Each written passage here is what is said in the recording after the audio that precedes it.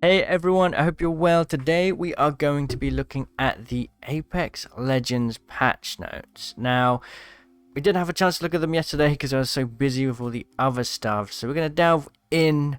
There will be a card on screen if you want to check out like an overview, gameplay overview of Arenas, Valkyrie, the Bow, and Olympus, because we've covered all that stuff. We want to go into the nitty-gritty details and the patch notes because there's a lot of balancing changes which are kind of exciting. I want to start with this one here.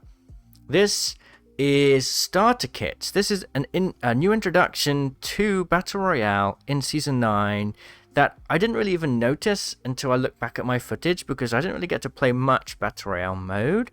Essentially, all of the loot you see here, you're going to start with now. So you're not going to have to scramble to find some level 1 armor and a helmet and some knockdown. You're going to start with a couple meds too. Now, obviously, this is going to help like the scraps at the start of the game a little bit. But the biggest thing that is going to kind of really help the gameplay and the health of the game, in my opinion, is they're going to remove a lot of this stuff from the loot pool. So let's read down here what exactly they're going to be doing. So, they remove level 1 helmets and knockdown shields from the loot pool. So that's already a percentage of loot space freed up that they can then distribute other things to. And the spawn chances for level 1 Evo shields has been significantly reduced. So you can still get level 1 Evo, you know, on the off chance you need to armor swap or something, which is a nice little thing to think about. But yeah, overall, like it's going pretty good. Now, as we can see here, along with the lowered or removed spawn chances, we've rebalanced the loot pool, such that high level items, versions of these items will appear nearly the same as they do now, but other item types will appear more often. Weapons, ordnance, health, ammo, etc.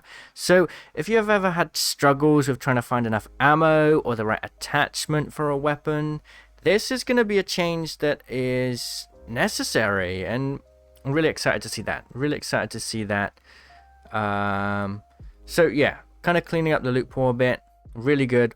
Granting the pieces of gear from the start is also intended to improve the hot drop situation. Having more health, some headshot damage reduction, and a little knockdown protection can give players some more time to react. There was a game mode, I can't remember what it was called, Locked and Loaded, right?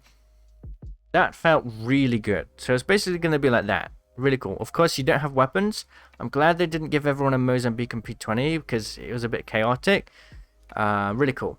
Next up, we have emotes. Ground emotes have come to the game. This is really cool.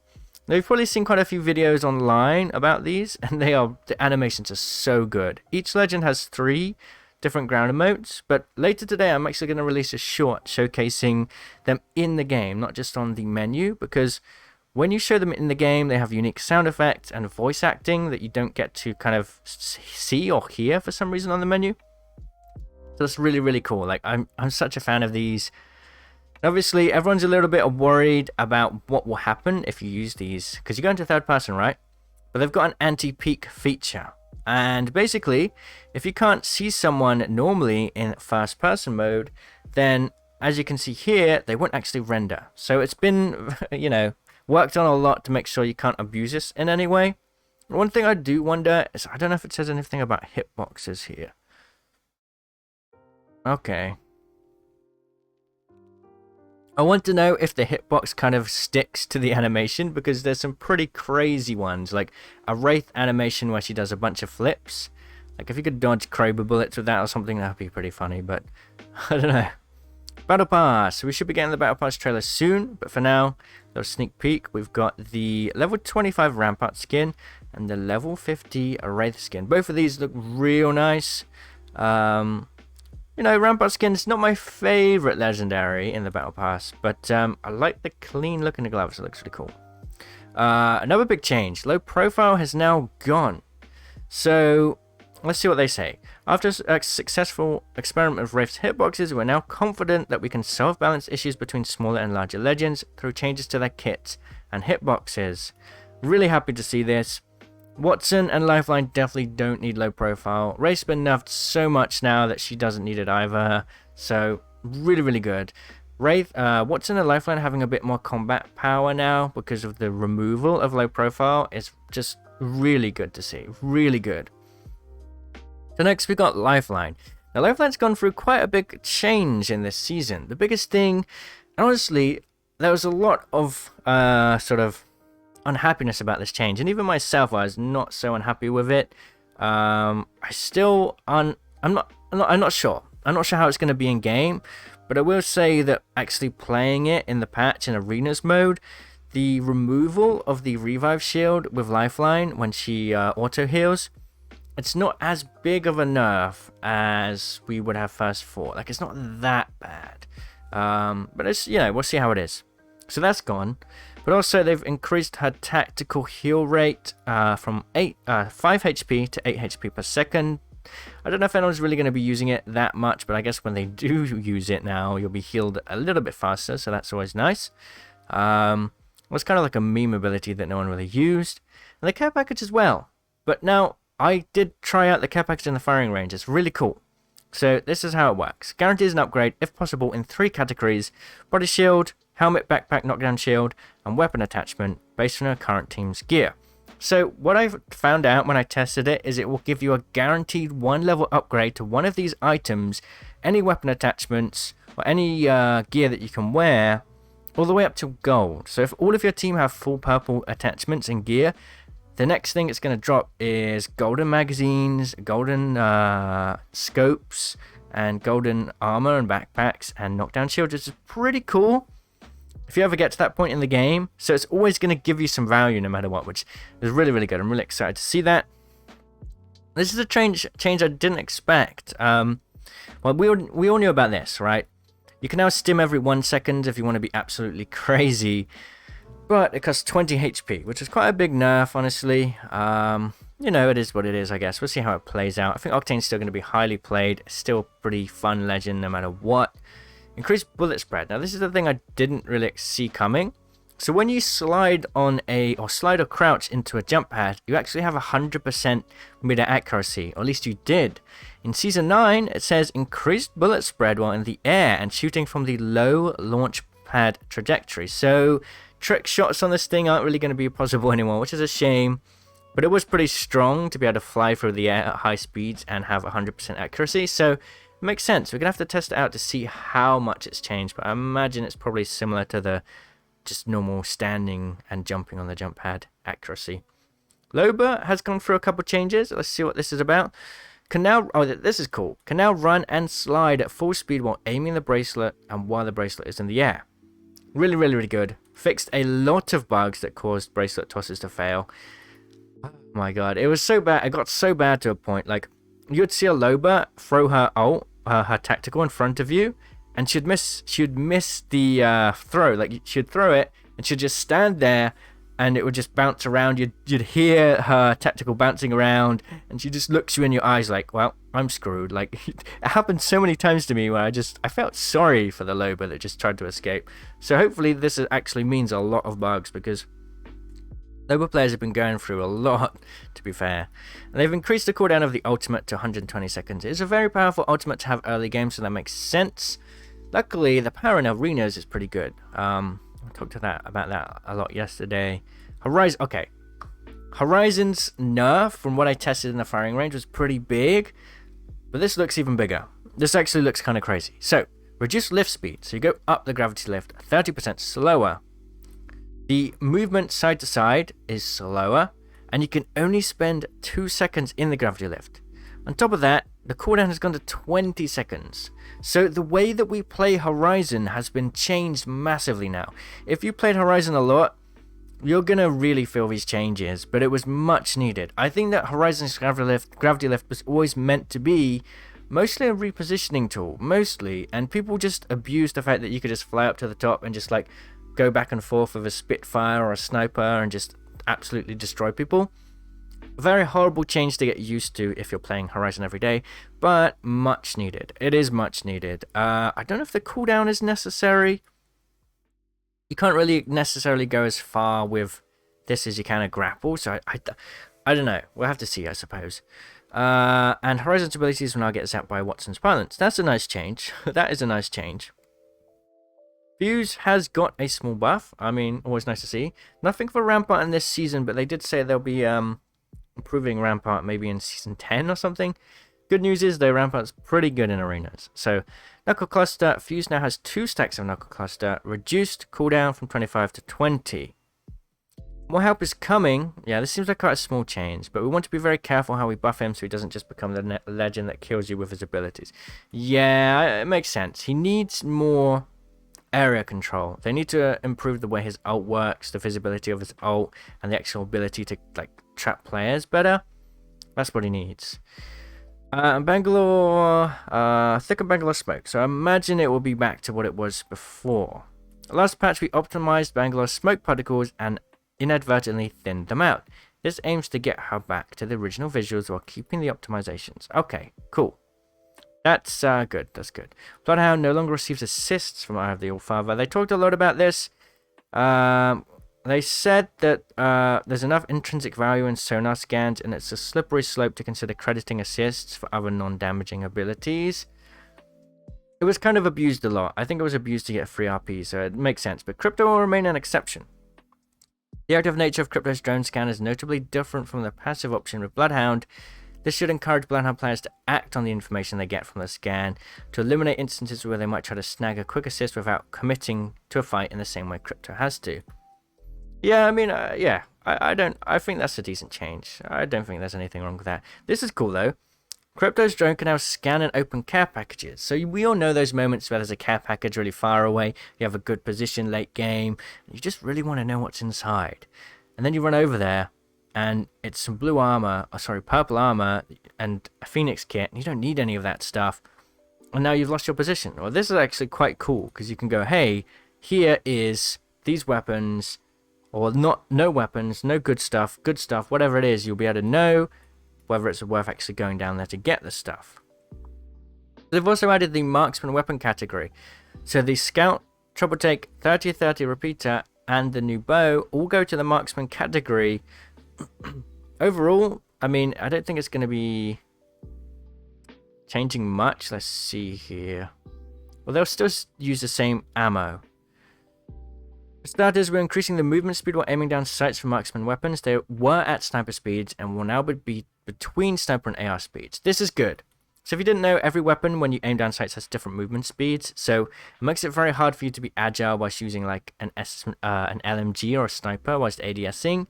And weapons like the Scout and the Repeater had pretty slow movement speeds whilst ADSing, which made them less worth using. So this is nice. I still think they should have AR speeds, honestly, but it's okay. It's okay. The thing is with these weapons is I just feel like ARs in a lot of cases are just better. I don't know. So next thing, supply drop has changed. Triple Take has gone into the package. Peacekeeper has left. Pretty exciting times for everyone that loves the Peacekeeper. That's for sure. Since we're exchanging a shotgun with a Marksman weapon, now is a good time to rebalance the drop rates of crate weapons. The Kraber will spawn less often in the early game and more often in the mid game to better accommodate its power. The Triple Take will be most common early game. Okay, yeah, so they've basically just switched it around a bit. In the past, it was like the Kraber was early game because it's when the ring size is the biggest. But now you got to wait for the mid game rings to get a high chance for a Kraber. Nothing too crazy. Then we've got the new fully kitted weapons. So the gold weapons you can find in hot drops. Got the bow, the wingman, which no longer has a skull piercer. The sentinel, I guess this will come with a Deadeye's tempo hop up. I guess this would come with both hop ups. That would be very powerful to get off drop. Hemlock, interestingly, and the R99. Okay. I actually think the R9 is going to be a very popular weapon this season because they have nerfed AR headshot damage, which we'll see in a second. So we've got the new hop-ups. Shatter caps. It's like a shotgun for the R30, 30-30 and the bow check. And the Deadeye's tempo, firing at the perfect moment increases fire rate. This can currently be attached to the Sentinel and the bow check. On the Sentinel, you max out fire rate after 2 successive shots. But it's pretty easy to do as well on the Sentinel. Gives it a nice buff. The bow seems to go a little bit longer, and it fires really fast when you max it out. So pretty powerful hop up, to be honest. Yeah, here we go. Reducing the headshot multiplier for all assault rifles from 2 to 1.75. So for me, this is quite a sizable nerf to assault rifles. one of like the draws of getting ARs is that if you hit your shots, if you get good headshots, even up close, they're gonna beat like SMGs at times just because of that higher headshot damage. Long range is still gonna win out because the headshot like damage multiplier drops off as you go longer distances. So in other games, the damage per shot drops off as you go longer distances. So maybe at 50 meters, an SMG damage starts to degrade. But in this game, they just get rid of the headshot multiplier. So I think at about 40 meters, SMG headshot multiplier damage just goes. Whereas on ARs, it will still remain. But either way, up close, I think, yeah, I'm going to start taking the R9 more instead of the R301 because the headshot multiplier on that was pretty crazy, to be honest. Peacekeeper. It comes with the precision choke by default, which can be toggled off. Pellet damage reduced from 10 to 9. That's not much of a reduction. A reload and rechamber times have been changed, and the pellet spread has been increased. Okay, so basically, it's been nerfed, obviously, because it was a pretty powerful weapon. It's going to be interesting to see how it compares with the Eva and the Mastiff.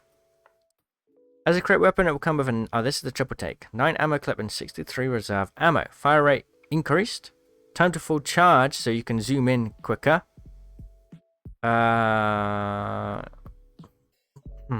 Increased spread while airborne and aiming down sights. Interesting. Okay. It was pretty powerful. Fire rate was pretty fast when I tested it in the firing range. Havoc. Increased recoil controllability. So basically, the first few shots are going to be easier on the Havoc now. And the flip side, Spitfire, has been had its first recoil increased. The Spitfire was a problem in Season 8. To be honest, when the Devotion was a problem and they increased the recoil and nerfed the damage by 1, that was all it needed. No one really uses a Devotion that much anymore, unless they have a turbocharger. I think there's going to be a lot less Spitfires this game, this season. We'll have to see if there's enough of enough, but definitely in the right direction, so that's good. 3030 has an increased leg damage. Interesting. And it has basically the other Marksman stats. Okay. G7 Scout is basically the same Marksman stuff. The 3030 repeater and bowcheck combat bow have more accurate hipfire than the baseline Marksman weapon values. Okay, so that's interesting. 3030 and bow will be more accurate in hipfire than the Scout. So that's a nice little tidbit of information. And I guess, yeah, so Peacekeeper, Sculpus is gone, so they've kind of upped the normal headshot multiplier. Makes sense. Picking a wingman up off spawn now is going to be just that little bit extra, you know. But then again, everyone has white helmets now, so interesting. Mozambique. So the hammer point is gone. So it's been upgraded to 6 shots and the 2 lower pellets inward in the blast pattern. So that means it's got an easier spread.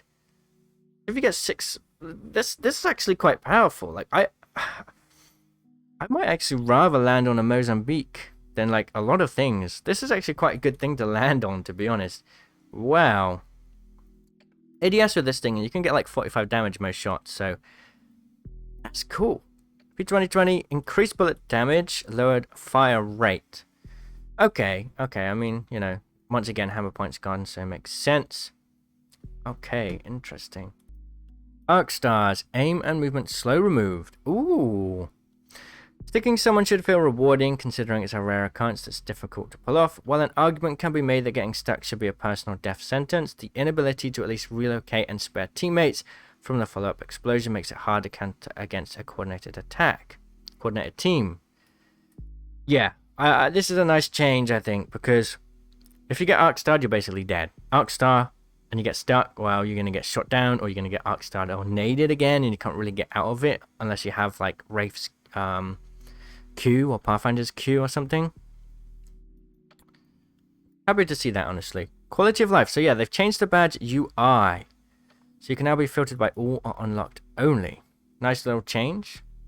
I guess that's the badge change they're talking about. I was hoping for, like, some new badges, but I guess we won't get that. From what I saw in the game, on my playtest, there weren't any new badges. When looting death boxes, players can now see health bars for everyone on the team. Okay, so now you have no excuse to be sat in a loot box whilst your team is dying right beside you. So, yeah, nice little change.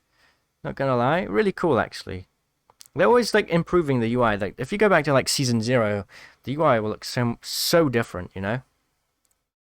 Challenges can now be favorited. Okay, so there's some UI changes. You can favorite your challenges, and they'll appear in the lobby and the map screen. That's kind of cool, actually. So you can keep track of challenges that are most important to you. I like that. Okay.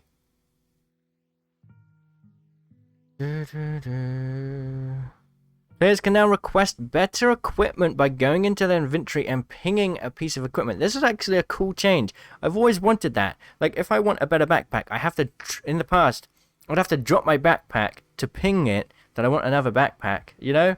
Like, I know I could just use my mic sometimes. My mic just doesn't even work, so that's a nice change. Hollow sprays, clips, and emotes can be favorited. They'll be used whenever the player is prompted to do a random emote. That's pretty cool. Cool. Some nice little changes there.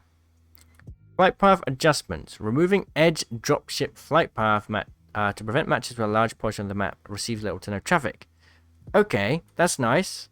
That sounds good on paper, but I'm looking at these two screenshots and I really can't tell the difference. I don't know, they look the same to me.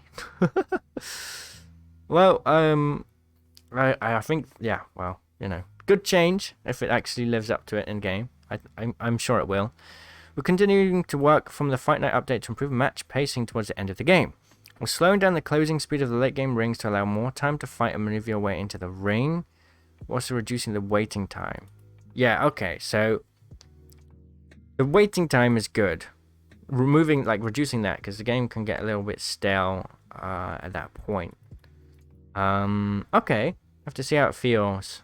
Looking at these numbers, it doesn't mean anything to me. Like, I have to go in the game and feel it, you know? Then we got some bug fixes. Slight wall bumps a little longer. Cancels rave taxable. So this one's actually done now. Okay. If there's anything interesting here. Reading through everything. Nothing really there. Rampart mobile respawn beacon now has proper collision with amped cover. Jumping on and off a damage shield will no longer transfer the flame effect to your weapon. Ah. Just a bunch of things. Okay, well that's pretty cool. Yeah. Well, thank you so much for watching. We'll be back tomorrow with some arenas gameplay. And I guess leading up to the new season, I'll be posting things here and there. Later today, there'll be a ground emotes video, so stay tuned for that. Thanks so much for watching, and I'll see you all in the comments. Cheerio!